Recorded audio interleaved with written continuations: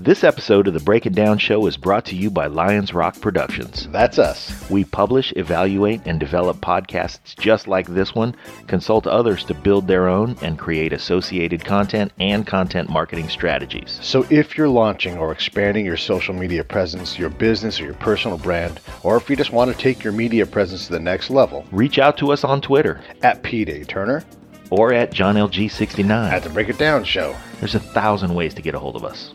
Now enjoy the show.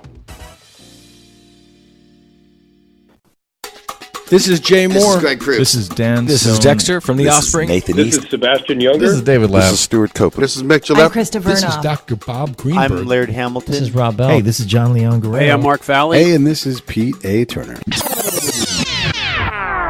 Hey, this is Drew Cohn. I am a actor, writer, and producer in Los Angeles, California, and I am on The Break It Down Show.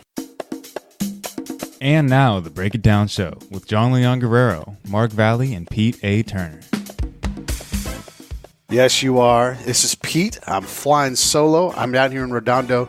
And actually, you live with Mark Pattison, who's a former guest on the show. That's right. And so we hooked up and decided to go ahead and grab an episode because, well, one, I always want to grab episodes. I am a junkie for this podcast stuff now.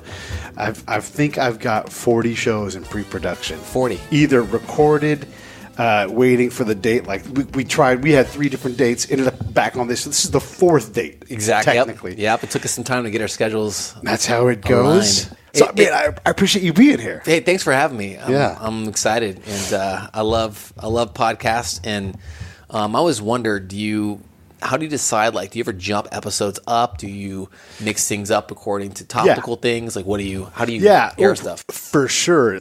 Today's show that went up is Scott Husing. He is a writer, so I want to get it up before his book drops next month, right about now. Okay. So I want to give him a chance to take the HTML code, put it on his webpage, promote, and go, look, here's me talking about my book. He's on other podcasts, so just... It makes sense. You're doing it aligned to the best timing. Same thing with musicians. We've got a review. We've got a concert date. Comedians. Not so much comedians, but if they have a date, for sure. Yeah. And then other people, like I'm just like, if you're in town, let me grab it. I may put it up in 6 months. Who knows? Yeah. Like they're like, cool, whatever. Right. Like I'm doing yours, all the we're going to work. wait for 10 years. Like, Yeah. Drew, I have some delays. No, I what I've decided to do, this is funny, so we're going to talk about Pete, but on your episode. That's fine. We're going to start doing 3 shows a week, as much as I can bear it, because there's just so many great conversations. I love that. I'm an improviser, and I can perform nightly and be happy with that. So Right. I think that's great. Yeah, the one problem is we've set a sort of a high bar for the editing requirement. And so that means someone's sitting 5 hours, six hours total today, I think, editing and publishing the show with Scott. So 6 hours. 6 hours. Yeah. And I can hire that capacity, but it's hard to find someone that does it the way we want it done. Right. I get that. You want it to be. You want to have some control with your final product, which I get. Yeah, and the trust that I have with John is such that if he needs time, I'm going to give it to him. Yeah. And because I'm there, I'm glad to let that guy do it, but it's not my decision, It's when making a film, being in that editing bay and having the right person edit your projects, just from how they think and see things to their skills to the way it comes out, it makes or breaks a lot, especially in short films and web content. I want to ask you a little bit about writing. So I'm going to say the name of a film and beep it up because I don't want to talk crap about this film. Okay. But I want to use it as an example. So I Okay. want to be fair to these guys. Can we beep out the beep? You beep out the beep? Yeah, for sure. So the movie's called... It didn't look great. It didn't. And I definitely don't want to identify the movie. So It was fun. Baywatch... I went in expecting a 2-star movie, give me some gags, and pay the bills. And you can do that, and people pan Baywatch, but that's exactly what it is. Was it fun? I wanted to see it. It was fun. There was sexiness. You had the Hoff. You had Pam. They checked all the blocks, but in a way that was like, it was cool and fun. And like, if you're trying too hard, you're in the wrong movie. Yeah. Right? So I think this is that class of a movie, but there were some problems with it. From a novice learning about screenwriting point of view, one of the problems is that the antagonist-protagonist side of things, they everybody was a shithead, and you just didn't care about them.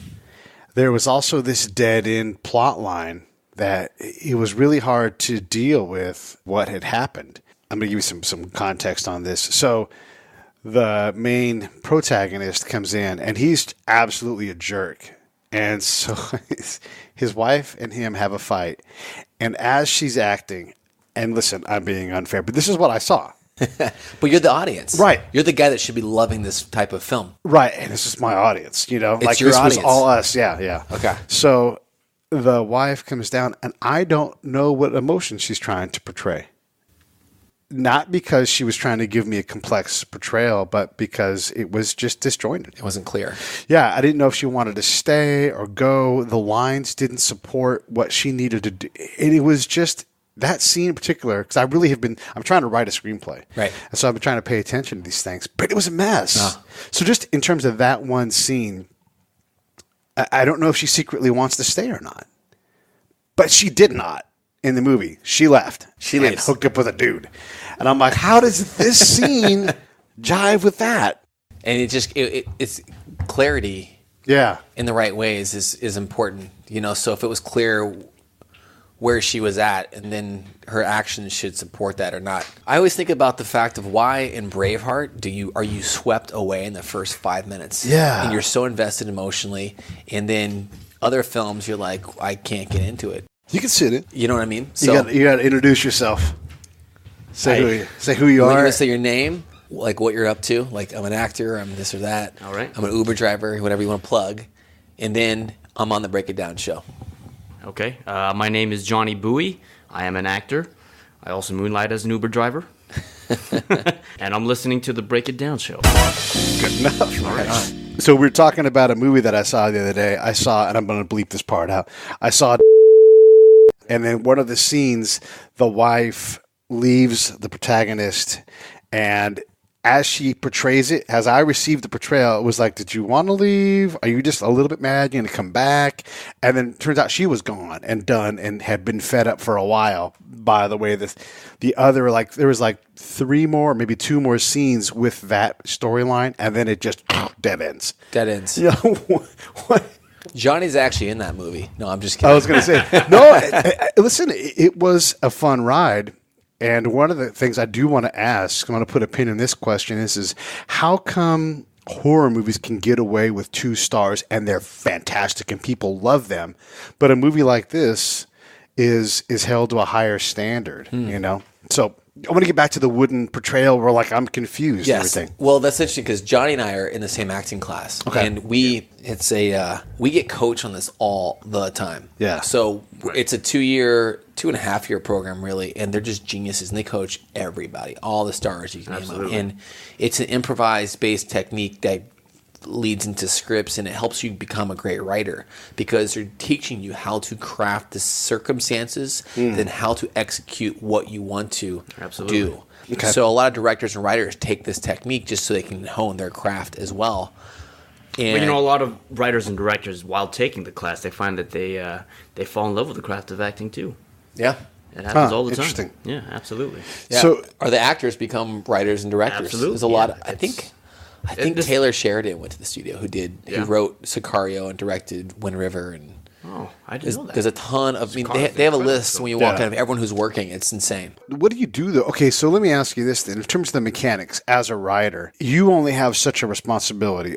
Jeff Calhoun, who runs WeFixYourScript.com, he's been advising me. He's like, quit trying to be the director when you write the screenplay. Quit trying so hard. Focus more on those 5 words.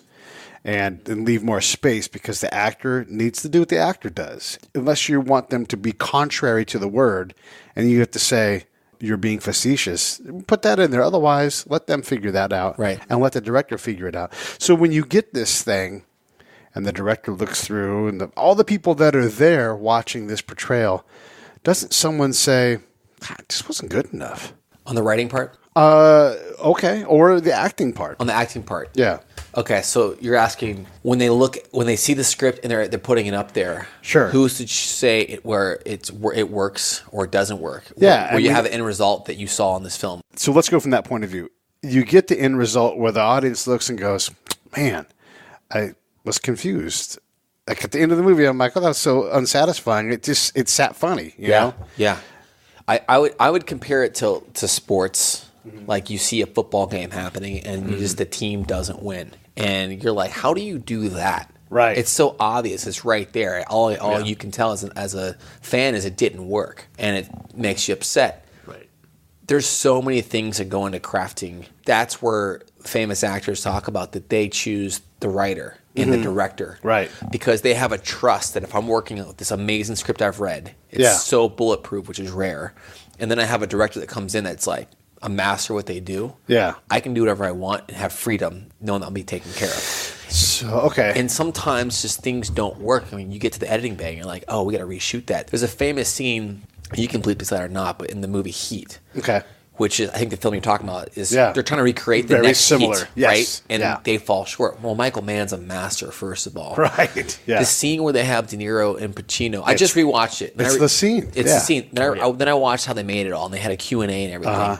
And the take that they used for the De Niro Pacino take is take 11. Yeah. So it wasn't the first take or the fifth. I mean, it was a lot of takes to get there. So that's just one thing, the lighting. I mean, you can, Absolutely. Yeah. and It's then a the long editing. process. It's the editing that can tell. And then if the director doesn't have the right eye for that, it could just come off weird or unclear. Yeah, and I would imagine, well, also we're talking about Michael Mann, Al Pacino, and Robert De Niro. So, if it takes them 11 takes, you may never be able to get it with the crew that you have. Yeah. Exactly. It's That's not a hit on those guys. It's just you have 3 people that can play at a level that hardly anyone can. And it goes back to the art's subjective. Right. That's why you have major films with this killer cast and director that just don't work. And you have ones that no one's heard of, and they're in Sundance, and then they're like Whiplash. Knocks out of the park. Mm-hmm. So, and then the other thing I would imagine that comes into this, and correct me when I'm wrong, but there's a budget, and you don't have a Michael Mann budget. I love that. Okay, so I just watched Hacksaw Ridge. Okay. This last 6 months or so. Yeah. So I just sort of kind of watched it. And Mel Gibson was talking about his budget on that and the time he had to shoot it. Yeah. It was very small budget, was limited time. So comparing that to when he did Braveheart, that alone limited him. Yeah. Which we don't know that. We just see it's a Mel Gibson directed film. It should be like Braveheart. It should be good, yeah. But it's still a lot harder. We were talking off mic right before we started about collecting an audience too, and I want to come back and hit you with that. But so when you do make this movie, right, and it doesn't quite hit the mark, there's a number of problems with it. One of them being I just didn't care about the characters. They were all such dicks. And it wasn't like, man, they're dicks, but I really hope it was like these guys are assholes.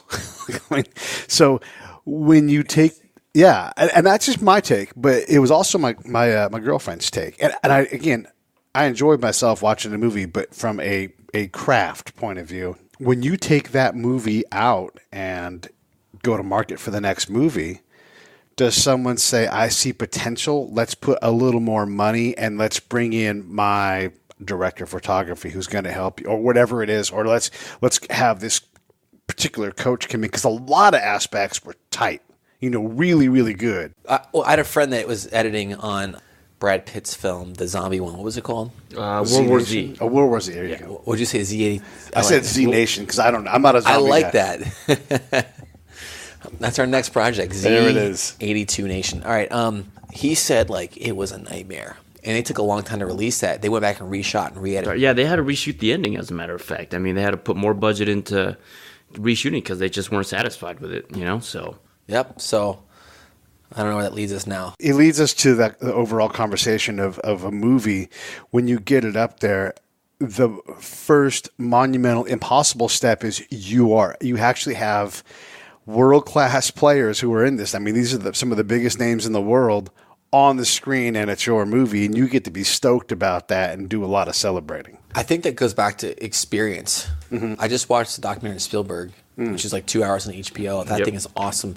Absolutely. And just he was shooting films when he was a kid. Yeah. And then he was a workaholic with just his laser focus on honing. And the way he can look and see things is, on Saving Private Ryan, the sun was in the wrong spot, so he had to go within minutes he figured out how to reshoot that scene. And I think that there's like a talent for an eye and a sense, like in comedy, you have that comedic timing sense. There's just the skill. It's making so many mistakes gives you access to actually have You know, when you're put in these positions where you're in a conundrum, you're pressured. You're like it's like, you know, when people are under pressure, they somehow conjures up their creativity, and that oftentimes happens with Spielberg, or it doesn't. You know, either you fold under pressure or you actually make something of it. We had Chad Michael Collins on the other day, and first off, that is a fantastic dude. I love that guy. He took over the lead role in all the Sniper movies. He looks a lot like Tom Berenger's kid, so he plays Tom Berenger's kid. He takes over the role. Well, he also plays the lead in a show. I think it was just canceled on BYU TV called Extinct. So, real handsome guy, great voice. He's like, I got this great voice. You know, just fantastic. And he just looks like things. He looks like he could be a dick. He looks like he could be a cop. He looks like he could be an army guy. Right. He just, you know, and that's hugely important. Where we talked about, well, you know, a lot of people have said this, but David Mamet and a whole bunch of older Hollywood people show up on time, hit your marks, tell the truth. And if you can nail that down, great. And that sounds super simple, and it is. But then you're like, well, hold on. You can tell the truth about, like, for Chad, about being an officer in the Army because you look like one. You know, if I show up, this fatty face, isn't the truth anymore. I know in my head because I was in the Army and I speak commander, but I cannot play the truth. Right. Right. Yeah, there's some limitations to what you can play, and it's just who do you show up as? What's your essence and your look? And you look like a Chad. You're gonna play an asshole in every movie because you look like that's your type. You got to work with. Yeah. We talked about whenever Powers Booth shows up, you know what he's there to do. Right. He just is great at that. Right. Even if it's positive, it's going to be dark, and it's going to be intimidating, right. You know? Right. I've never seen like a nerdy Morgan Freeman show. Yeah. It does. I'd love to see it. He could probably pull it off. I believe so it. You can try to act the truth, right? But to your point, when you show up and the pressure hits and the creativity gate opens and you take a shit, it's like, maybe I'm the stunt guy. Maybe I've got another role. I've got this creative heart, but maybe I'm doing something else, or maybe I'm playing these kinds of roles. How do you guys, as people that work in the business, how do you figure that out? You got to just put yourself out there. I mean, you got to just go out and try it. It's just a part of the journey of discovery. You know, you got to see if you got it or not. And if you're going to have multiple times where you stumble, but you got to get back up and give it another shot, you know? I think it's a combination of so many things. Okay. I think it's divine. Okay. Not to get too deep, but it's divine and spiritual to know and walk out your purpose every day. Yeah. Which could be your profession or not. And I think, like Johnny said, if you're putting yourself out there so many times, you begin to learn what you're good at. You begin to choose what you're good at. You begin to hone and you begin to fall in love with that process. Yeah. And it'll punch you in the face a million times, you know. Right. But you got to keep going. And then you begin to find, oh, I'm actually really good at this. Yeah. Let me go focus on that. Okay. So I like it. And then it becomes also, I think, a conscious choice to be like, who am I going to show up as every day? Right. And how much am I allowing people to tell me who I am and what I'm going to be? And if I give off that, be aware of that. But if I want something else, then just go get it and eliminate every thought you can that's like, this is hard or I can't. The same thing applies with show up on time. I have a friend, and this guy shows up on time and is ready to go. But something about how he's perceived, like, hey, where are you? Where are you? He's like, I'm standing right here. I am ready to go. And the person's like, oh, okay, great. But that perception, that initial hit is, where is he? What's he doing? Why is he not participating? And there's an element of you trying to show up on time, and then you try to hit your mark, but you got to hit your mark. It's not you hitting your mark. It's you hitting your mark in time with the group, you know? And so when you think about all these different disciplines that fall under this, like you said, Drew, you have to evolve into these things so that you know what it means. There's also, along with all of that, there's the right coaching and training. Okay. I mean, seriously, like where I get successful, I've had so many people step up and like coaches and mentors help me in my life. Mark being one of them. Yeah. The dude's, my roommate's an ex-NFL player, an entrepreneur and successful guy. He's just a stud. His mindset's insane. But I've had amazing coaches and training for that. You get trained on how do you work, you're with a group of people on stage. You're improvising. Right. When do you speak and not speak? When do you lead? When do you follow? And there's just 10,000 hours. When you're on a set, you hit your mark, and you've got a group, and you've got 4 cameras on a multi-cam sitcom. How do you hit all of that and play it right? And that's a craft. Yeah. And that's people Absolutely. Just they see the end result, but they don't know all that going into that. And if it works, it works. And if it doesn't, they just it doesn't. And I guess if you were to take the extreme example on hitting your mark and not hitting your mark, is when you're playing a role on Caddyshack, and there's no script. There's Rodney Dangerfield, a whole lot of blow, Chevy Chase, and that's so surprising to hear. Yeah, and if you're a straight up actor, like I've hit my mark, and they are 20 feet to the left and flying, you didn't hit your mark. Well, that's called being present. Yeah, absolutely. Being aware of that and knowing that's your role, and then recognizing, holy cow, if you can't hit your mark, you can't deliver the truth because you're not even in the shot. Right. Even if you're actually physically in the shot. Jay Moore tells a story about when he was doing his dialogue with Tom Cruise. And live while they're shooting, Tom is giving him a stage direction just out of the view of the camera. And when he talks about Tom's acting game, it's so high level. There's so many things going on in his head. This is the crazy stories of like, when you hear like the stories of like Olivia de Havilland and talking about Gene Harlow's like, when I look at you, I look you with my right eye into your right eye, my left eye is looking into the camera. And you're like, what? How did you even know to do that? So there's these things that are subsets of hitting your mark, telling the truth, and showing up on time that you have to master. I mean, Jay Moore crushed that. I mean, that movie is awesome. His role is so important, and it's cool to hear. I'm a huge Tom Cruise fan. It's cool to hear that story. So he had to like just adjust as he's delivering his lines. There was something, and I can't remember the details of the story, but there was some little thing, And then there was another time, and I'm kind of screwing up Jay's stories, but what the hell, my show. But good to meet you, Jay. Yeah, I think it was during his Jay's audition, and they had signed, I think, for that role. Oh, really? And then Jay came in and took it. It just kidding. Worked out that way. Yeah, it wasn't like he took it, but he came in and was the right guy for the role. But in that scene, Tom's reading the line, and Jay didn't think he was present by the way he was doing it, but he was the whole time. Jay's like, okay, you don't think I'm getting this right, you kind of blowing me off or whatever kind of thing. And so Jay kept coming. And then it turned out Tom was there the whole time going, come on. And that level of quality, that goes back to the diner scene in Heat, where you have two guys that you don't have, you don't know all the tools that they have because they just get going. Yeah. And it's just being present, and you're always improvising. Even in scripts, their behavior is improvised, right? Yeah, so you just got to feel the moment. You got to be there, and you got to trust your instincts. You really do. You do. I love that in filmmaking too. I love when you're shooting and there's like, there's a scooter in the corner that could be used. I did a short film, an action comedy, right after I finished Second City. Sketch comedy school, and we did this. There's a scooter that we ended up having an actor sit on and getting it became part of the scene. Which is just nothing. I could never have written that. Yeah, right. There's those happy accidents we love to talk about where things make it through and you never could have planned it in the first place. Yeah. The guy down the street has the perfect car and he's not even like, hey, go knock on his door and get that car.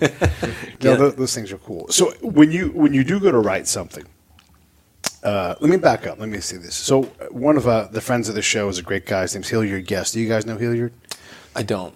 Big town. He writes. And I know him. Okay. Now I know him. I'll introduce you guys. No, He's got a great show called Screenwriters Rant Room, and you really should check it out because he gives out so much, and it's real game. So I'm gonna drop some game on the audience and you guys. One of the things he says is, one, in auditions, don't worry, just do what you do. You may not be auditioning for that role. You come in ready for that role, but they're looking at you, and what you really want to leave with is them going, you know what? Who's perfect for this? go get Drew. Have him come in and read this. So he's like, so you have to take that mindset each time. Yeah, absolutely. That you're going to figure this out. You're going to build your audience, right? And the other thing he says is when you pitch, you don't start with your story. I'm Pete. I'm a combat veteran. I got 1,000 combat missions. I know more warlords. I know people that have shot people in the face. I have talked to these people on a daily basis for years. Yeah, that's so relatable, intriguing, and fun. I've got your attention. Yeah. This is why I need to tell this story. Bam. And then you go into it, but you have to spend time. Like, why do you need to be the person? Yeah. Because we've all heard every single pitch. Right. Whatever, 9.5 weeks meets the Muppets. And you're like, what the fuck? Cannot wait to see that one. Yeah. You know what I like to pitch is I pitched the plot to Jurassic Park first. Yeah. Like this rich guy, right? Yeah. And he's like into science, and he buys his island. And on the island, there's these little mosquitoes that are stuck in sap. Yeah. And that is the worst way to pitch. Yeah. Right. No, one of the classic ways to pitch. You go old school. You go Don LaFontaine. In a world. Oh, and then you get into your plot. Yeah. So these are other things that are involved with hitting your mark, telling the truth. There's just so many facets. And one of the reasons why I bring this up is because as someone who's more of a consumer and I'm learning more about the craft, it blows me away the detail that goes into all of these things. I mean, there's thousands of people that make a big budget movie now, and everybody's got to be good. You can be developing and be doing a job way at the end of the list, but everybody's got to be good. It's funny, like, I think all of my training is basically like being good's like that's just part of the thing. Like, that's like that comes with it. Okay, great. And then that's the last thing the director or producer should be worried about is that the actor going to be able to deliver their lines. That should be a given. There's so many more things complicated than that. Oh, yeah. And one of my friends I got connected with produces a ton of TV, like Grimm and Hot in Cleveland and a ton of just shows. And he was a former actor turned writer producer, and he'd said if I knew when I was an actor how much the decision has nothing to do with the acting and the talent, I would have never been nervous in auditions. Yeah, it has nothing to do with that. Isn't that crazy? Yeah, yeah. It's so Mark Valley's one of our co-hosts. Right, he's an actor. Yeah, and one of the things that blows me away, and I don't know if you guys have reached this point yet, but he's like, I've built this skill where I can look at the script and I know the lines. It's just what you have to do. That's one thing that blows me away because there's so much dialogue, But he's on Boston Legal. He's like, yeah, got it, done. Yeah, and it's this one more thing where it looks easy to be an actor, but you have to have those things down. And then the other thing that he talks about is just, you're the actor, and nobody wants to hear what your thoughts are on the words, especially in like a serial like that. They're like, I got a kid to go pick up from Gelson's. He's down there right now. If someone can't, whatever. Yeah. And like nobody's got time for your bright idea. Yeah. Yeah. Get out there and do your goddamn job. Hit your mark. Tell the truth. Exactly. And I love that. Yeah. It is so funny because yes, there's a lot of creativity and a lot of improvisation, but it seems like there's a lot of formula. Yeah, absolutely. It is. I mean, especially with sitcom, there's definitely formula, but in comedy, just television in itself, especially like Boston Legal, and to be on that show, and be a really good actor, and to get to the point where you look at the page once, you got it. It's like means he's worked his butt off. Yeah. Or he's an insanely genius brain, or both. You know, so that's the place I would look forward to being. I would. Where I can look at the page once, and you're like, I'm done. Morgan Freeman talks because I can look at it once. I've got it all. Yeah, I think Edward Norton, he has a gift for that. He could just read it once, and he's able to recite the lines. Yeah, just like that. Photographic memory is incredible. Yep. Incredible. Yeah, incredible. But there is a developed skill with that too, though. It's one thing to remember the lines, but you can get better. And Mark said, just do hard work. When he went to West Point, I'd stay up and I'd read and I read. I had to get caught up, and it's like I wasn't this big brain genius guy. I was smart, but I had to work. Yep. And that was part of what gave him the thing. And in the military, one of the things they do is they, like, what's your general order? And you're like, it's like the pressure comes on, right? And you have to know it. You have to know it. That's right. And it's like, well, I only got here yesterday. They're like, well, why didn't you know it yesterday?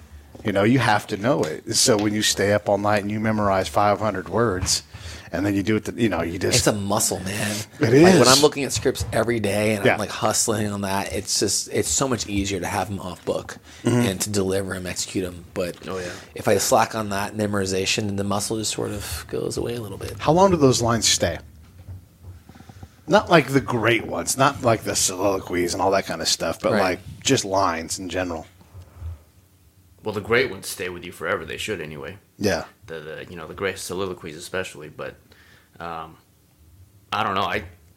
If I stop reciting lines after maybe a month or so, it's probably deleted.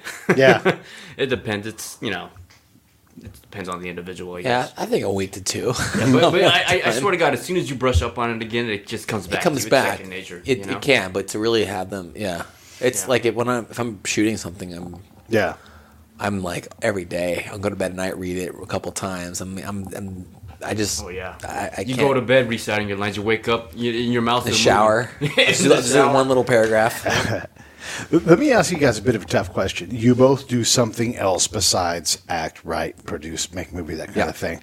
Have you reached the tipping point yet where, like, it's just a matter of time and I'm on the boat left the harbor, and we're going to be doing this full time?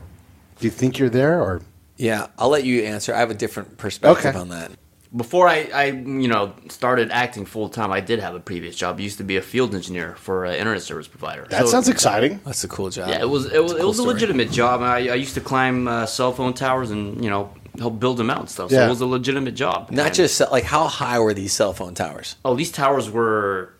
They were probably at least 300-400 feet tall. Hold on, slow down right there. Yeah. How long does it take to go up that? It depends how good you are. No. Just in general. Just like, how long does that take? Like, first off, I'm too fat and out of shape to be climbing that high. Because I'm going to be like, whew, tired after like 50. Because I've climbed ladders, and that shit ain't easy. Yeah. So you can't be out of shape.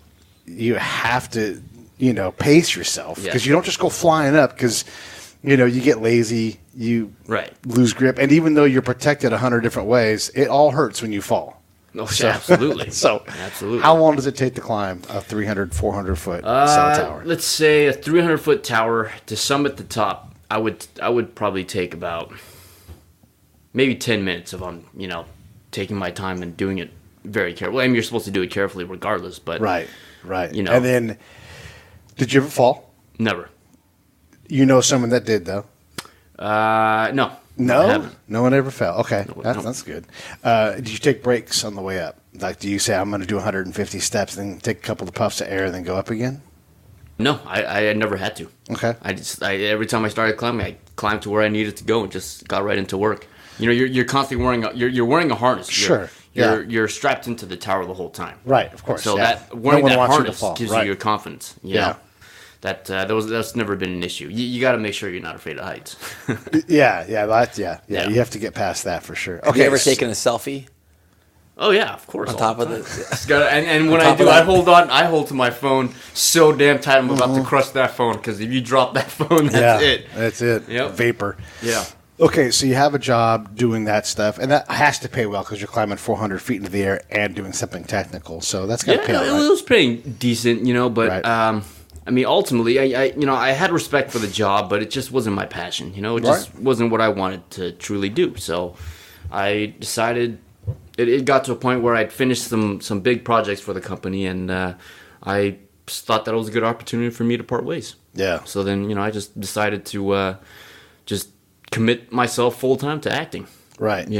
So now, but you still augment with Uber, though. Yeah, I still just to supplement my income. Well, that's pretty much my only income at the moment. But yeah, it's it's a good way just to get by. I enjoy the flexibility. And there's no judgment there. I'm just I'm judging. Yes. By all means, we all have. Drew should. So, are you on the ship, and has it left the port? Like, has the tipping point happened, or are you still building up to something, and we just don't know? What do you think? What are you asking? Like, I'm asking, have you made it? Have you made it? Are you going to be able to make a full-time living as an actor? Do you feel like but is that where you are right now?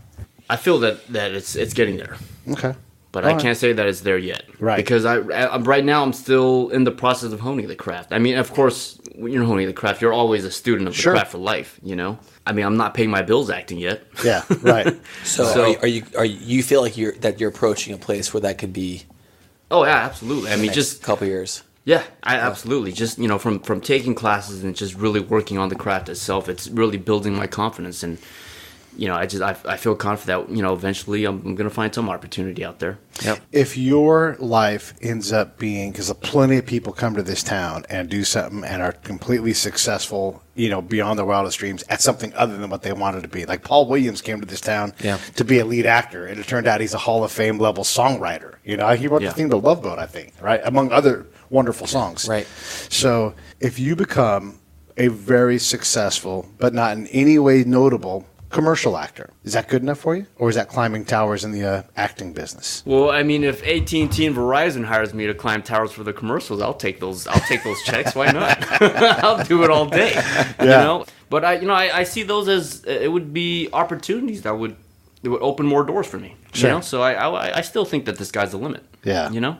Yeah. So, I mean, it's hard for you to measure. I mean, yeah, you have this vision of where you want your success to be, but once you get there, I mean, does anybody truly realize that, hey, this is exactly what I envisioned and this is where I am now? No, it's not made out that way. You know? So we just gotta go with the flow. Yes, we do. See how it turns out. Yeah. So the answer to his question is no. No. Yeah, I'm still waiting at the dock. Just a commercial actor. I'm still waiting at the dock. And it's a hard coming any moment. It's a hard question. I appreciate you digging in because this is what people want to hear. You know, they want to know. Well, and Johnny's Asian as well. You know, Asian ethnicity, and that's a whole different. You get to play at a different level because of that. You get to have certain competition in certain areas and then less competition in other areas. So the world's your oyster with that. And that's just from the business, where it's going. That's great. Well, I mean, yes and no. Being an Asian actor, Asians are one of the most underrepresented in the business. Interesting. Okay. I mean, it's true. I mean, we can't sit here and think about an A-list actor and actress right off the top of our head. You know, I mean, Jackie Chan. Who's that dude? Sure, let's go with Jackie Chan. Fine, you got one. Okay. No, I got one for you. I can't think of his name, but he's in that L.A. to Vegas show. He's the gambler. I'm not sure. I'm not familiar with that. No. Harold Kumar. No. He's a white dude. He's got a big old beard. He talks like Russian. He was in the Meteor movie with Bruce Willis. He's the Russian satellite astronaut. Peter Stormare. That guy. He always plays like a Russian dude. He's Asian? If he's Russian, he's Asian, isn't he? Is that what's considered? Well, I don't think know. he's Isn't like 2/3 of Russia in Asia? I mean, it is a part of Asia, and there are Russians that do have Asiatic features to them, but I mean, they tend to look more European than Asian. He is. You're talking continent-wise. I was going more like. Okay, American. let me ask you this. And when it comes to Asian actors, then the question I have to ask is, when does the Asian look stop? Because you're not talking about an Iranian guy, then you're not talking about necessarily an Indian dude. Mm-hmm. Maybe you can call an Indian guy Asian, but I think we're not talking about that. When do you think is that, like some guy from Uzbekistan, you know, who's really a different look? And you know, Pete's got a lot of military experience, where that's definitely more worldly experience. I wasn't even talking in those ways, and I was being more as stereotypical as American as possible, dare I say. That, like, it was like an Asian, like Korean, Japanese, Chinese type area. But you're right, it is all of that, and that's should be going away. I mean, they do all count as Asian. We're part of the problem, dude. We're part of the problem, huh? Yeah. Well, but you also can't say Oriental. You can't. That's considered, even though that is a region. Like, the Orient. Well, Oriental is more of it's more of a dated term in this day and age. I mean, people don't say it as much anymore. But you could say the Orient, and I don't know the origin of Orient, but it's like the South. You know, it gives you a regional location, and obviously we don't want to say it in a way that's derogatory. We're just using it for an example. Is Filipino Latino or Asian? It's both. Asian. I mean, they have Latin roots, but they're the Spanish Asians. they did colonize the Philippines. The Spanish did. Yeah, that makes sense. Yeah, that's why there's I think they have Spanish last name. Yeah, they do. If you see some of them, they do tend to have some Spanish features. Sure. Yeah. Okay. So as a guy who has Asian origin and heritage, and you're trying to swim upstream a bit, because for sure there's more jobs for white dudes and everything, but there's also shows like Blackish. You know, there was shows like The Cosby Show where they do feature other ethnicities. Right. And I can't think of a whole lot of Asian things that aren't stereotypical and offensive. Right. Because that's when you see Asian on a breakdown, they're not talking about Russians or from, Kazakhstan. Yeah. It's they're talking it's your about stereotypical Asian. Yeah. I mean, and that's the thing when normally when they're casting an Asian character, or when they write an Asian character, the problem is it seems like it's stereotypical. Either you got your kung fu master or your nerdy Asian. I mean, there's not much in between. There's it certainly can be more to that. There can be the bad guy, but he's got to be in an Asian gang fighting other Asians. Sure, he's got to be good at like martial arts. Yeah, that too. Yeah.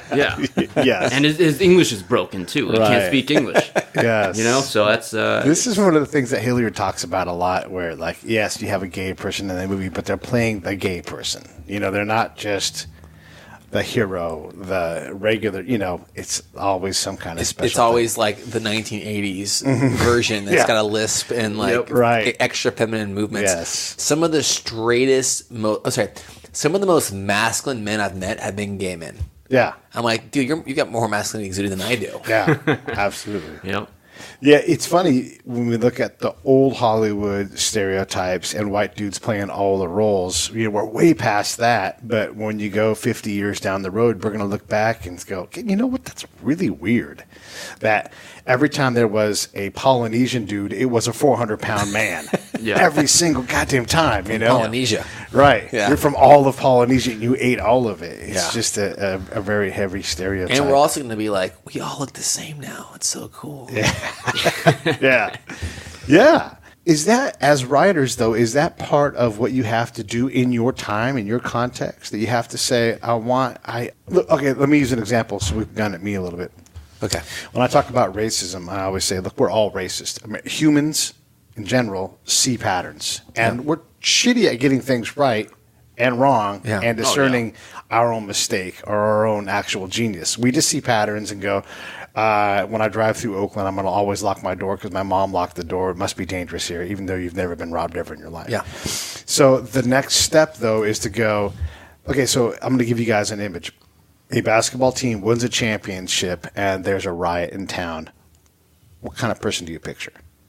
A white person? Okay. With a straight face. A white person taken to the streets and rioting, huh? But we know... Sorry, a Caucasian? Right, yeah, we know that there's a specific person. You definitely don't picture an Asian dude. You're like, oh, yeah, that Asian dudes always go crazy and riot, right? You don't, even though you know that... Do you guys riot?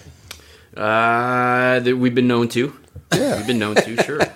But it's not what you picture. So the next step is to go, I know that is a bigoted, intolerant, stereotypical thought. I have to now take that next step and go, that's not accurate. I don't agree. You don't think so? I think it's just product of the heritage of our country.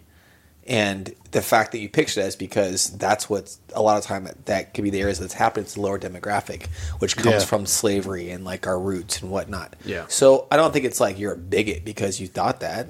No, but it is part of the human dynamic of analysis of our surroundings. I've been shown this thing in media. Maybe it's socioeconomic based, but I would submit that if you went to any place, any group, you can find things that you perceive to be true and are wholly untrue. Like, let's say it is a white dude that you picture at a the Warriors win the championship, and it's like, I picture white dudes rioting. Right? It's like a Dave Chappelle sketch. Yeah. Right. Yeah. So uptight white guys who rioting. I just saw on New Year's Eve with John Mayer in LA. It was the coolest show. Chappelle was cracking me up. Yeah, he's hilarious. Yeah, he's the man. So funny. He can definitely explore these things. But in that scene in Oakland, there's going to be an Asian dude running around celebrating, maybe breaking crap. There's going to be, a Filipino person. There's going to be all kinds of people doing it, but it's not what we picture for a variety of reasons. Well, you know what? I'll say this. Following the election of Donald Trump in 2016, the day after, I myself did partake in protests. Nice. Downtown, yeah. So I took to the streets. Do protest. I'm not touching this conversation anymore after this one. You're going to politics and race? We're here now. Now, I didn't participate in any vandalism or anything like that. But, I did hold signs up and chant and things like that. I mean, I wanted to be a part of the movement. I mean, we were, the country was in shock. We were up in arms. So we felt that we wanted to go do something, and And when I did take to the streets, there were people from all sorts of different backgrounds. Right, all sorts. Yeah. You know? And this gets to back to the bigger point. So when you're trying to write something and you picture this in your head, are you allowed to break that norm? For a guy that is like, I'm still driving Uber to make ends meet, like, can you take that risk? Or do you have to kind of stay, these are the lines, I got to stay with them right now? I think you got to make a choice. Okay. I think what happens is there's like a mediocre choice or like a half choice or no choice. So now there's nothing specific. Great quote, generality is the enemy of art. Okay. Love that one. If something's not working, you're probably being very general. First of all. So make a specific choice of what you want. Do you want to break the rules? How do you go and break those rules? Do you know the rules first to break them? And if so, how do you break them in a way that works? Right. And what are those possibilities? And then if you want to stay in the lines and you want to play like an Asian who, can't speak English well and does kung fu, right. then like hit that to the hard as you can. And then today you'd have someone call that out and be like, and have some social intelligence toward that. Right. But I think it's making a choice, and then it goes back to that craft we talked about earlier with Michael Mann and whatnot, knowing how to execute that. Yeah. That works. And if it doesn't, go back and shoot it again. When you think about those kinds of aspects, and as a writer, one of the games my daughter Brenna and I play is we'll recast movies just for fun, just because it's fun to do. That's a cool game. And then we try to force ourselves to ignore stereotypes, So like we did Smokey and the Bandit, and it was really funny. I wanted Sheriff Buford T. Justice to be Ice Cube. Come on. Yeah, because it would be great. And then I wanted that's interesting. Yeah, and I wanted his kid to be like maybe mulatto or really white. And then when he says, "I want to punch your mama in the mouth," like everybody already knew except for him, And then it's even funnier because you can really play with race in that way, you know. Can. Yeah, you absolutely can. Bo Darville is absolutely not that dude. Maybe he's gay. Maybe he's a woman. Whatever. Yeah. Maybe Frog, the Sally Fields character, maybe that's another dude. And you just totally change it. And it totally gives you all these colors you can play with within that reboot of that story. Right. Right. That's happening a lot, I think, too. Yeah. They're reversing things. And I have to say, going back to the question of hit your break or not. Yes. Let's get your answer. And I appreciate what you're saying. And what does it mean to make it? I get what a break is. Yeah. But then what does that actually mean?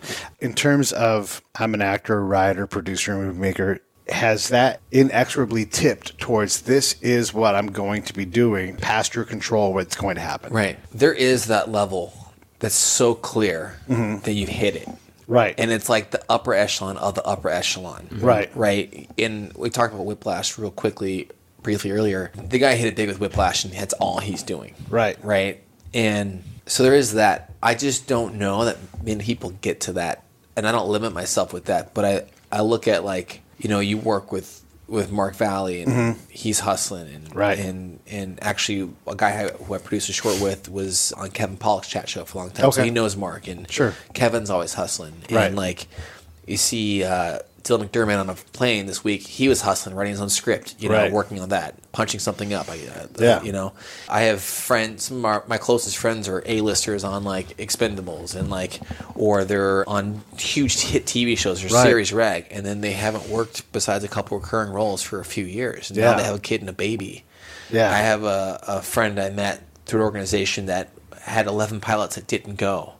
He's like, I made $1 million 1 year in acting and $18,000 the next, right? So murder. Yeah. It's murder, and then everyone lives in this sort of insecure, like, I don't know. Let me ask you the question a different way then. When are you going to get to the point, or have you reached the point, where you have to change where you put your resources? Because someone like Chad Michael Collins, he's getting gigs. He's going on all these things. Yeah. For right now, he is a guy that you call if you have a crime-based serial. He's going to have 5 or 6 of these a year, but he's doing different things than someone who's trying to get to that level. Maybe that isn't where he wants to be. Maybe he's happy as anything. You get that soap opera gig. That's what you do, right? But you're now managing that part of your career. So are you at the point where you're having to manage, there's waves and troughs where you make $18,000, but you did make $1 million, and then there's like, well, I got my feet wet, and then I don't even know if I'm on the beach. Someone might have been peeing on me. I don't even know what happened. Yeah. Where do you think you are with that? Yeah, I mean, I'm not there. I'm an entrepreneur, so I have 2 businesses that are passive income based, and those, I have a plan with that enables me to have more freedom. Part of creating your own destiny is to really do that and to really have integrity with your, showing up on time and then creating your projects and your writing. And writing is like discipline. So I want to be at a place where I'm writing and producing and able to be have a production pitch machine for all sorts of content, as well as my acting career. And I don't know where that leads. I know that it can't be about me at a certain point. Sure. I've got to lose. If it's just for me, I'm going to be so lonely and miserable. I did that. I did sales, then acting, I did dating. Yeah. It spells out sad. And that's exactly what I was. And so for me, it's like, let me go start creating this and this here. And I've got this 5 to 10 year plan that begins to impact others and hit my heartstrings for my purpose. Yeah, because you have to believe in what you're doing, or you have to believe in why you're working, doing something you hate, so you can do something that you. So I've lost the conversation in my mind about making it. I don't have that conversation anymore. Okay, cool. No, but that's legit. With the goal of being like, I would love to be doing that full time all the time. Right, but you are definitely putting your heart and your work into something that you believe in, which is already way above the norm, where people are like, I just do this one job because this is my life, I took down a lot of money from tech companies to start my own businesses. Yeah. And I went home for a year and a half. I left things. It was really challenging. And I did a lot of growth in that time. And when I came back, I jumped back into class. I got my things going. And there was a day where we did this scene where I was schizophrenic in this class. And this is like a lot of layers that you're building up and doing. There's a lot of prep. Yeah. I mean, just by yourself, crafting, honing, choices, writing things out. And I had created like all sorts of things to bring in for the scene that were like a post-it board with the theories I had. It was kind of like Beautiful Mind-ish. And I just took things from movies that I loved and crafted my own thing. And for like 2 days straight, I didn't work. I just sat there at this table and I was just doing it. And Mark, my roommate, was like, you're like a kid in a candy store. And I was like, the fact that I had the freedom to do that and I worked for myself with no one to answer to, I'm living that out right now. Yeah. Even though I'm getting paid millions of dollars for it yet, but I'm already setting that up to be living my life that way. Where I'm on a plane last night. I got in at 5 o'clock. I'm rushing to class on the plane and reading the script before we meet with business partners in Florida. Yeah. Like it's like crazy. So it's setting your life up to already be that person before you get that break. And let's also go back 3 minutes in that little bit of time there, and let's remove the thing that I'm not doing work. When you're on this table and you're building a schizophrenic character, you absolutely are working. You are absolutely crafting and honing, and you've pulled the tool off the wall that you've never messed with. And look, take the music analogy, right? Blue Monday from New Order was them trying to figure out how to work with a sequencer. Hit, still making money. I got 5 on it. Thomas McElroy. Yeah.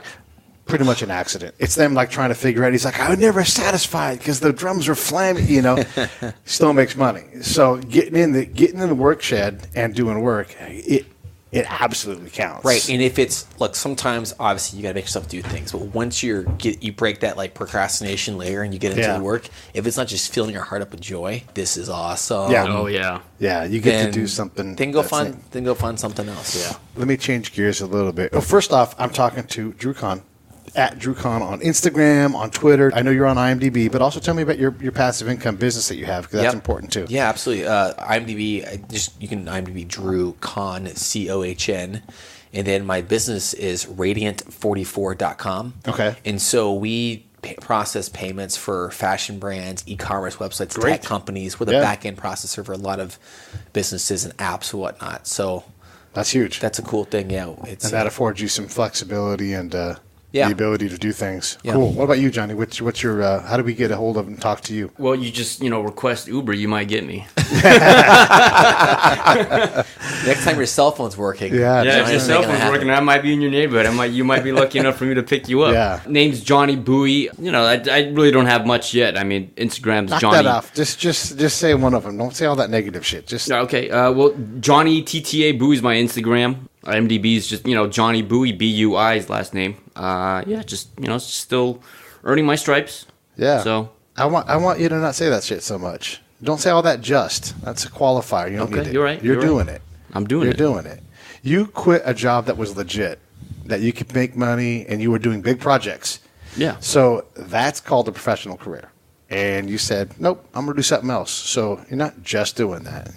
You're You're doing it. I'm doing it. Absolutely. I'm glad you corrected me. You jumped off the cliff. You know, you didn't just like. I didn't just jump off the cliff. I jumped off the damn cliff. Yeah, good. Be proud of your decision, man. I don't regret it at all. Yeah. I'm very happy that I did it. That's very cool. Yeah, because that's really, we beat ourselves up, but the reality is that it's people want to be in your position, and not everybody has the freedom to do it. You've made the sacrifice, which is incredibly tough, and you've said, you know, this is what my passion is. I'm going to pursue it, and you don't know where you're going to land yet. You're kind of figuring it out. You're building it. So I am building a career. That's great. One of the things I wanted to ask about, so one of our sponsors is a company called WeFixYourScript.com. And one of the things that when I have a conversation with Jeff, the guy that runs it, him and his partners that work on script writing, is just their intention is just to help someone out who's emerging, right? You've got a script you want to write. They want to teach you the things that you have to have in place, because there is a language, and you can mess around inside that language or break all the rules you want, but you have to start by knowing the language if you really want to be serious about this. But for some reason here in Hollywood, there's a lot of negativity about helping people at a professional level write a script. Like there's some kind of like, and this is typically people that have made it, right? They're like, I am an executive producer for this top 10 TV show. It's wrong to pay someone to get it, help, guidance, step-by-step process. You guys both go to a class to improve your craft and everything. What is it about Hollywood, do you think, that makes it so hard to do something like that? Why would that be bad to help someone create something? It's credibility. Yeah. Maybe not know the name. There's a sense of control. Okay. I'm a control freak, so yeah, I can partner with people, and I love to collaborate, but I also know what I want in my script. Yeah. There's pride. Yeah, there's pride for sure. There's just maybe a fear of like not really being afraid to do the project. Yeah. Maybe you're going to hold me accountable to doing it every weekend. I don't want to do that yet. Well, yeah, from the creative side, I just wonder about the people who don't like a service that does do script doctoring or script consulting. It's a weird thing that the industry. It's just maybe newer. Maybe. And not bought in yet. Have the script consulting. Because if you say I go to acting classes, no one's going to get mad at you. Yeah. That's not looked down upon at all, is it? They'll hire acting coaches to come in on their sets. Not at all. Right, but if you want to hire a writing coach, it's weird. It's got a negative. Well, they do. I mean, one of my writing coaches wrote for SNL, and he produces actually the new Bugs Bunny cartoon. He started as a writer and became an executive producer for it. So nice. So you have those mentors available, but he's swamped. Yeah, I can shoot an email with the script, but I don't know when to get that back. So right. I can totally, if it was me and I had it, when I have my 5 or 10 projects being written, yeah. I'd love an outside service to come in and hone and fix and give notes. Johnny, do you write scripts as well? Well, I mean, I've written some outlines for some ideas that I have, but currently I'm just not writing yet. So when you got into the writing thing, Drew, talk about like what it took for you to hop over that line and say, you know what, I think I need to do this. What got you over the hump? I've always been a good writer. Okay. It's been like, I look at things I wrote in 7th grade and I just love to write. Yeah. And my papers in high school were the ones that the teacher used to like say, hey, this is how you write a paper or whatever it was. So I feel like I always had a gift for it. Okay. But when I got into Second City and did their whole improv and sketch program and completed that, and I was there when Keegan-Michael Key from Key and Peele was performing and teaching. Yeah. I'd see him every week. I mean, I had amazing people around me. They're hilarious, creative, humble, hardworking, genius people. Yeah. Just from that experience. And then I just watched so much stuff on TV movies, like the movie you mentioned today. And I'm like, these guys, like, the content's so negative. So we're all thinking, like, I would drive around and I think about the most messed up things will hit my subconscious. Yeah. Like, what could possibly happen? Yeah. And I'm like, okay. I'm like, or the story isn't great, or they just could have done this. What was the movie I just watched? I was like, oh my gosh, you missed the boat. There's a major film, I'm going to say, we bleep this out? Sure. Unbroken. Okay. I read the book. It's a World War II movie. It's so good. The book is incredible. Laura Hildenbrand, she wrote Seabiscuit. Yeah. It was flat the whole time. Yeah. There was no suspense in the moments you're like, oh, on your edge. Yeah. I know exactly, I can fix that script. Yeah. Speaking of fiction script, I could see the plot holes. And it's easier to see it when you're not doing it. You're under a guideline and stress and all that. But I just see so much content in that, between that and the training, and then just being in touch with people. I don't know. It's just my heart and my mind agree. I know what I want to do, and I do it. I've not seen Star Wars yet, the new one. I want to have. Actually, I'm going to have a conversation. Next week's my birthday. Thank you. Happy birthday. 36, man. Wow. 36 years young. Dude. I don't mind saying I'm 48. It's fine. Because my shit hurts. When I get up, you're like, that's not a 36-year-old guy. That's a 48-year-old guy. But a handsome 48-year-old guy. Yeah, we're doing all right. Jeff and I are yeah. going to have a conversation about the movie. So I put on Facebook, I'm like, hey, I'm going to go see this movie. Yeah. Press pause and say this. I have a rule. I can break my own rules. It's my own rule. Yeah. But I have a rule that I, by default, won't go see a 2-hour movie. Because I just feel like, you should get it done in 2 hours or make a two-parter, right? Okay, now we're going to go back to the thing. So I'm going to go see Star Wars, and I'm on the fence. I'm like, because we have in Orange County, you have to wait. There's just millions of people, and I'm just not. I don't want to go and be crowded by everybody and everything else. Yeah. I don't have to be the first one to see it. Right. There's no award for that. Sure. I'm waiting, so I put on Facebook. I'm like, hey, should I go see this movie at the theater? What do you guys think? Those of you who've seen it, don't spoil it, or anything. And it was, I would say 60-40, and I can't say either way, but it wasn't down the middle, but there was a lot of yeses, just go, fuck it, who cares? But there were some people who were like, yeah, it was great, it was Star Wars. Other people had real problems with the movie in terms of like the script. Apparently there's a storyline that goes nowhere. There's like this romance that kind of gets bubbled up out of nowhere. And I don't know anything, I've not seen it yet, but when you see a movie at that level, is part of the problem there are so many requirements. Like, you think about a newspaper, it's got a news hole, right? If we've sold all the ads, there's only room for, say, 10,000 words in the entire newspaper because all the ads are sold. And then 3 of those stories have to be on President Trump because he sells newspapers, and then there has to be a feeling. And all of a sudden, it's like, we really only have room for these other 5 stories, and there's 20 stories.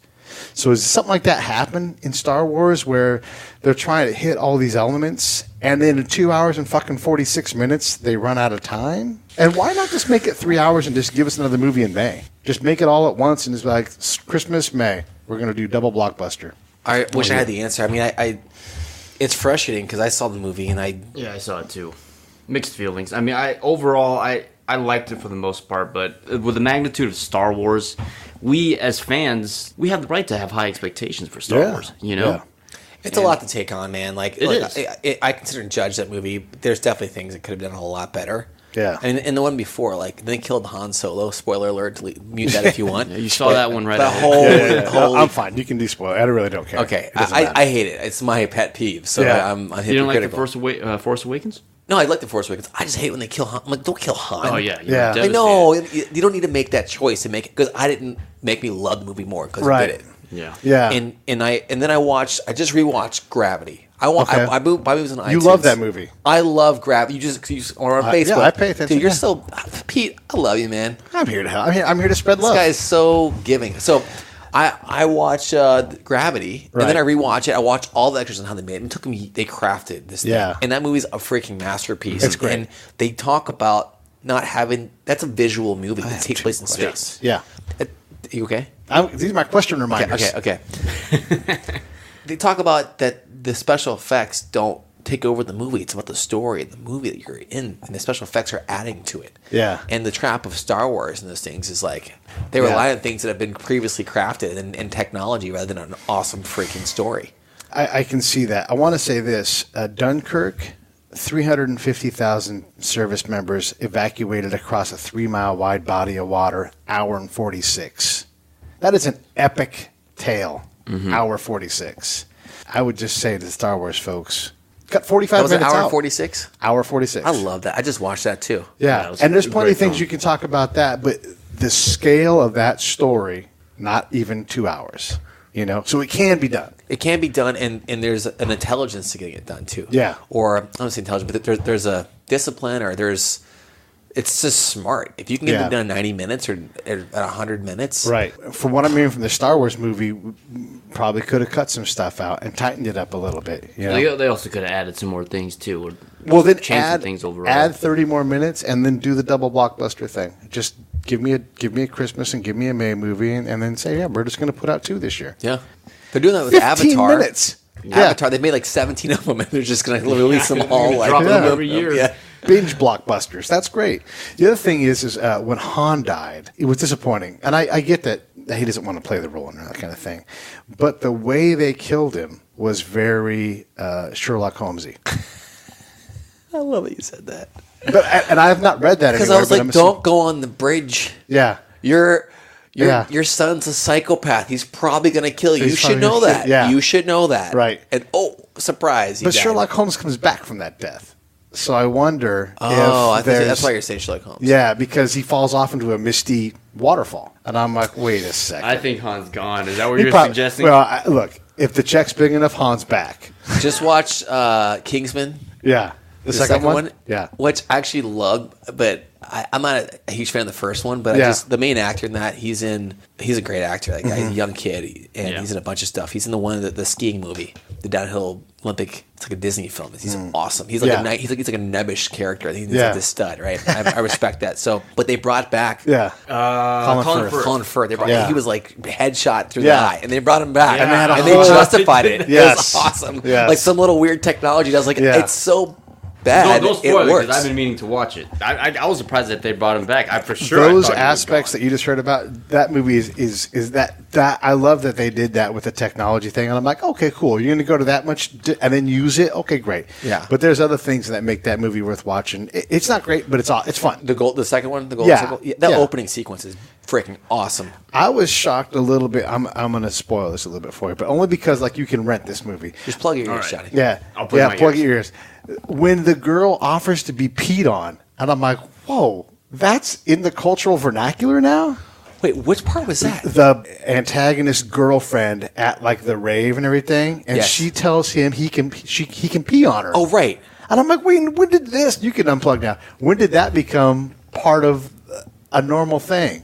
Yeah, that's the one thing in that movie. They just go to the nth degree. It's like, why? I hadn't heard that, I know there's probably 20 million people, and that's cool. I don't care. I'm not judging it, but I was like, I wasn't ready to hear that particular thing. I guess this is maybe something, from a generation after mine or something. Maybe they watched that South Park animated movie. Maybe. So we're rounding the bend here, and I do appreciate your guys' time. It's a Friday, and same. It's just fun to have these kind of conversations. What I dig about this is you guys are following your dream, and one of the things we encourage people on this show to do is to create something. We kind of bumped into the Donald Trump topic a little bit, and I keep encouraging people, like, just watch less news.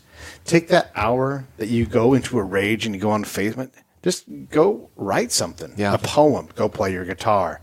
Go do that thing that you've been meaning to do that enriches your life.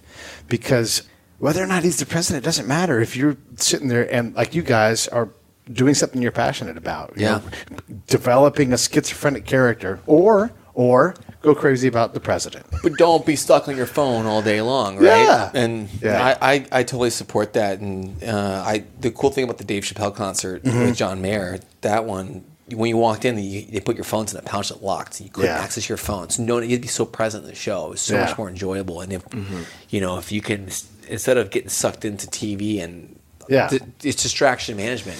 And you can do it. Think about the game. It's like going to the gym. Just so quit consuming poison that's going to drive you crazy. Right. Go consume something else. Krista Vernoff was on the show, and she said, if you're a mom, even a single mom, put the kids to bed. Don't check Facebook. Get to work. Write something. Yeah. If you're sitting at home or in a cubicle and you're sitting there and it's just, you're not feeling great about things and you're sort of stuck. Yeah. Right? Yeah. That's a great place to be. Yeah. That's like, call it God. You can call it the universe or just life. Yeah. That is your clue that you're not supposed to feel great in that moment because you're stuck. So just take one bold action. Get as unreasonable as possible. It will probably make your stomach feel sick.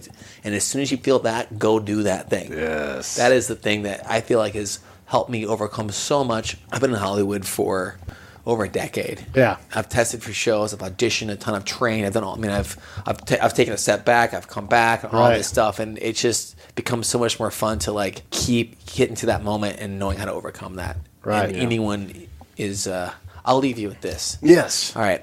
Have you heard of? I'm stealing this from some seminars I did from personal development, but I think it's great. You can cut this part if you want. Have you heard of Circus Fleas? Yes. You have. Yes. You know about this. I know about Circus Fleas, but that's go ahead. You know that they exist. Yeah, they're actually little flea things. Yeah, so they have them where they train them And what they do is they put them in like a glass tube jar thing, and they have them in there, and they put the lid on, and they have the little circus fleas. The little fleas will jump up and they'll hit their little flea heads on the top of the roof, and they get these little bumps on their heads. Okay. And then they start jumping lower, so they won't hit their little heads on the roof and get little bumps.